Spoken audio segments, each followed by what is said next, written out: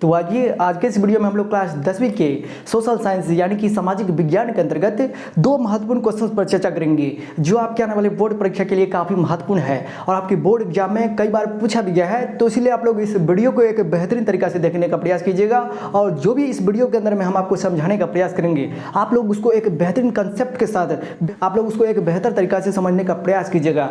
तो चलिए शुरुआत करते हैं। तो देखिए पहला नंबर क्वेश्चन है कि ये सार्वजनिक उद्योग क्या होता है और दूसरा नंबर क्वेश्चन क्या है संयुक्त अथवा सहकारी उद्योग क्या होता है। ये जो दो क्वेश्चंस हैं आपके बोर्ड के एग्जाम में कई बार आप लोग क्वेश्चंस बैंक को पलटते नहीं हैं।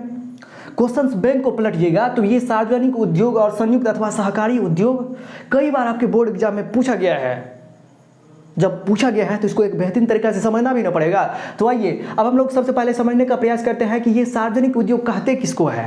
तो आप ही लोग समझिए सार्वजनिक कोई भी चीज़ होता है उस पर किसका नियंत्रण होता है। जैसे कि सार्वजनिक हो गया क्या, हॉस्पिटल हो गया, सरकारी हॉस्पिटल हो गया, इसके बाद हो गया विद्यालय हो गया। तो इस पर किसका नियंत्रण रहता है। तो जो भी चीज़ सार्वजनिक रहता है जैसे कि रोड हो गया तो ये सब पर किसका नियंत्रण रहता है, सरकार का नियंत्रण रहता है। सरकार का ही नहीं नियंत्रण रहता है, सार्वजनिक चीज़ों जहाँ पे सबका अधिकार हो उस पर ज़्यादातर नियंत्रण किसका रहता है तो सरकार का रहता है। यानी कि देखिए सार्वजनिक उद्योग वैसे उद्योग को कहते हैं जिनका संचालन का मतलब क्या हुआ, जिसको देख रेख करेगा सरकार स्वयं करती है। वैसा उद्योग जिनका संचालन उसको सारा कुछ करेगा काम, जिसका संचालन यानी कि नियंत्रण में रहेगा, सरकार के नियंत्रण में रहेगा। वैसा उद्योग जिनका संचालन सरकार स्वयं करती है उसे हम लोग सार्वजनिक उद्योग कहते हैं। जैसे कि यहाँ देखिए इसमें भारी तथा आधारभूत उद्योग सम्मिलित है। भारी तथा आधारभूत उद्योग का मतलब क्या हुआ, जैसे कि आधारभूत का मतलब क्या हुआ, आधार है। जिस प्रकार हमारे घर का आधार अगर मजबूत नहीं रहेगा तो घर टिका रहेगा, ठीक उसी तरह ये सार्वजनिक उद्योग के अंतर्गत में जो भी उद्योग आता है वह भारी होता है, आधारभूत होता है। जैसे कि लोहा, अगर लोहा नहीं रहेगा तो क्या कोई भी फैक्ट्री चल पाएगा। लोहे से ना बहुत ज़्यादा सामान बनता है, जितना भी आजकल कारखाना देख रहे हैं, ट्रेन देख रहे हैं। तो लोहा एक आधारभूत उद्योग है। आधारभूत उद्योग उस उद्योग को कहते हैं जिस पर अन्य बहुत सारे उद्योग निर्भर करता है। जैसे कि लोहा को हम लोग कहते हैं आधारभूत उद्योग। ऐसा हम क्यों कहते हैं, क्योंकि लोहा के सहायता से ही बहुत सारी चीज़ों का निर्माण होता है। जैसे कि रेल की पटरियाँ हो गई, जितने भी कल कारखाने हो गए, जितना भी सामान देखते हैं उसमें अधिकांशतः लोहा का ही इस्तेमाल होता है, इसलिए उसको कहते हैं आधारभूत उद्योग। आधारभूत उद्योग उस उद्योग को कहते हैं जिस पर अन्य सारे उद्योग टिका हुआ हो। यानी कि मेन चीज़ है, घर का मेन चीज़ क्या है तो आधार है। घर का आधार मजबूत नहीं रहेगा तो क्या होगा, पिलर ढह जाएगा। जिस प्रकार आपका आधारभूत क्या है तो आपका बेस, जड़। तब ना बहुत सारे स्टूडेंट कहता है, बहुत सारे टीचर भी बोलते हैं कि जिस विद्यार्थी का जड़ मजबूत रहता है उसको आप लोग कितना भी सवाल दीजिए, कितना भी भयंकर सवाल दीजिए, जिस विद्यार्थी का जड़ मजबूत रहता है वो समझ जाएगा, वो आसानी से बना लेगा। तो समझे आधारभूत का मतलब जिस पर टिका रहता है अन्य सारे उद्योग, यानी कि वैसा उद्योग जिनका संचालन सरकार स्वयं करती है। सार्वजनिक पर अधिकांशतः रहता है सरकार का नियंत्रण। वैसा उद्योग जिनका संचालन सरकार स्वयं करती है उसे सार्वजनिक उद्योग कहते हैं। इसमें भारी तथा आधारभूत उद्योग सम्मिलित है। इसके अंदर में है भारी तथा आधारभूत उद्योग। इसके बाद जैसे कि एग्जाम्पल में पूछेगा कि कौन सार्वजनिक उद्योग का उदाहरण है तो राउरकेला है, दुर्गापुर है, भिलाई है। ये सब क्या है, लौह इस्पात केंद्र है। दुर्गापुर, भिलाई, राउरकेला ये सब क्या है, लौह इस्पात केंद्र। और ये उदाहरण है सार्वजनिक उद्योग का। तो इतना बात लिखिएगा तो आपको 2 अंक का क्वेश्चन बन जाएगा और 100% है आपको बेहतर अंक दे देगा, 2 में 2 अंक दे देगा। समझ गए। वैसे तो ये जो है क्वेश्चन, ये दोनों क्वेश्चन लॉन्ग वाला है, 5 अंक का क्वेश्चन है और आपके बोर्ड एग्जाम में कई बार पूछा गया है। हम इस चैनल के माध्यम से उसी क्वेश्चंस पर चर्चा करेंगे जो आपके आने वाली बोर्ड परीक्षा के लिए काफ़ी महत्वपूर्ण है और आपके बोर्ड एग्जाम में जरूर पूछे जाएंगे इसी तरह से क्वेश्चन।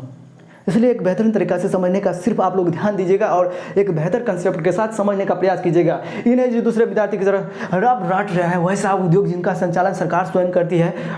कितना विद्यार्थी देखते रहते हैं, लड़की सबको रटती रहती है, सबका मन रहता है क्लास में टेस्ट लेगा ना तो देखते हैं आज गर्दा उड़ा देंगे, 40 में 40 लाएंगे, इसके लिए वो रटना ही चालू कर देती है। तो क्लास में 40 में 40 तो ला लीजिएगा, लेकिन आगे यही रटन प्रणाली आप लोग सीखते रहिएगा, इसी को आप लोग जीवन बनाइएगा रटन प्रणाली को, तो आप ज़िंदगी में कभी भी आगे नहीं बढ़ सकते हैं। समझ गए। तो इसलिए सिर्फ समझने पर ध्यान दीजिए। समझ गए। इसके बाद देखिए भेल हो गया, BHEL, सेल हो गया, ये सब क्या है, ये भी है सार्वजनिक उद्योग का उदाहरण। भारत हेवी इलेक्ट्रिक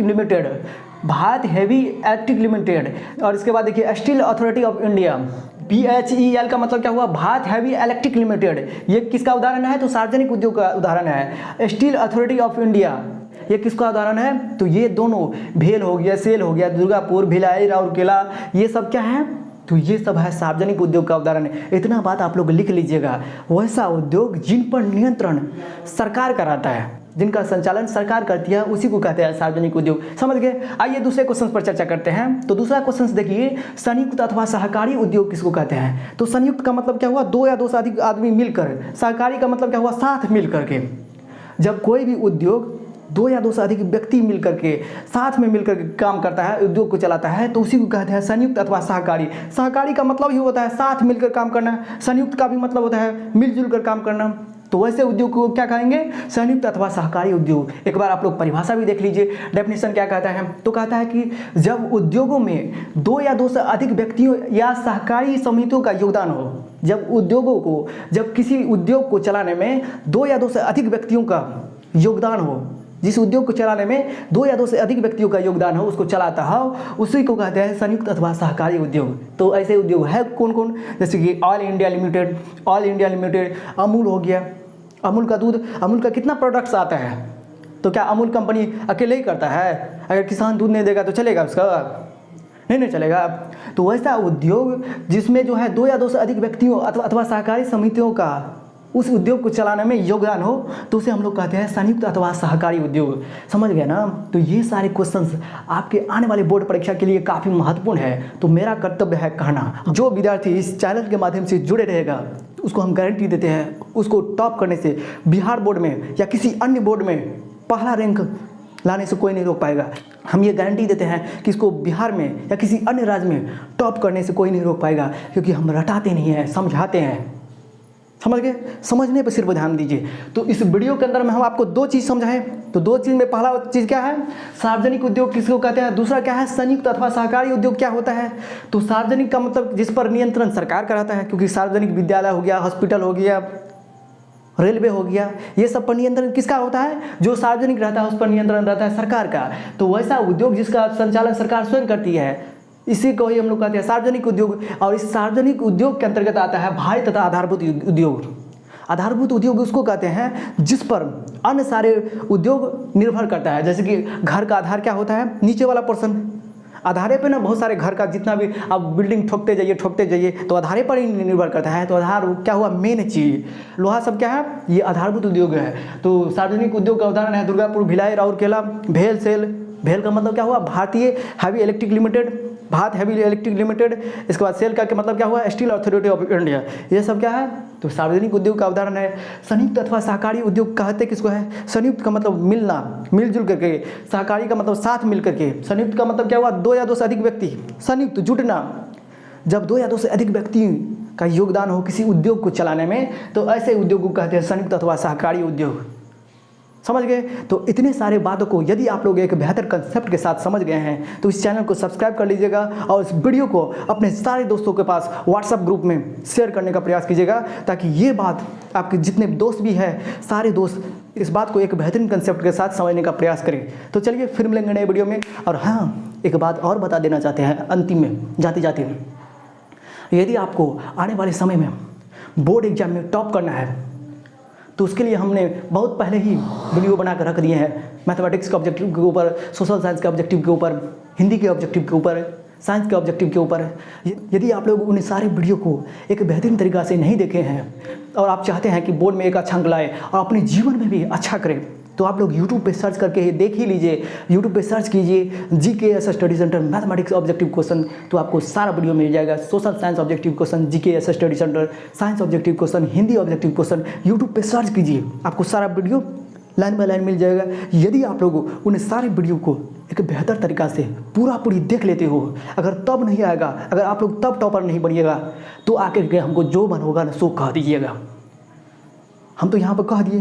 तो जो स्टूडेंट चालाक होगा, जो जिसका मन पढ़ाई में लगता है, जो चाहता है कि हम आने वाले समय में टॉप करें, अपने गांव, अपने राष्ट्र, अपने देश का नाम रोशन करें, हमारा नाम सभी जगह हो, वो तो ज़रूर यूट्यूब पे जाकर सर्च करेगा। और जो पढ़ने में जिसका मन नहीं करता है, जो इधर उधर चुगलीबाजी करने में रहता है, इधर लड़की की देखेगा, उधर लड़की की देखेगा, इधर लड़का इसका बुराई उसका बुराई, तो वो तो पढ़ने वाला नहीं है। सब स्टूडेंट पढ़ नहीं सकता है। सबको पढ़ने में मन लगता है तो सब IAS बन जाता है, सब बिहारी टॉपर बन जाता है, सब झारखंडे, सब महाराष्ट्र टॉपर बन जाता है। पर तो सब तो पढ़ने वाला नहीं है। तो आप यदि पढ़ने वाले हैं तो दिखा दीजिए कि आप में भी पावर है, आप भी कर सकते हैं टॉपर, समझ गए। और सारे वीडियो को क्लास 10th में है तो क्लास 10 से रिलेटेड जो भी वीडियो उपलब्ध कराया जा रहा है यूट्यूब पे हम डाल रहे हैं, सारे वीडियो को, एक भी वीडियो को छोड़िएगा नहीं, तभी आप लोग टॉपर बन सकते हैं। तो चलिए फिर मिलेंगे नए वीडियो में, तब तक के लिए हमें विदा दीजिए। जय हिंद, जय भारत।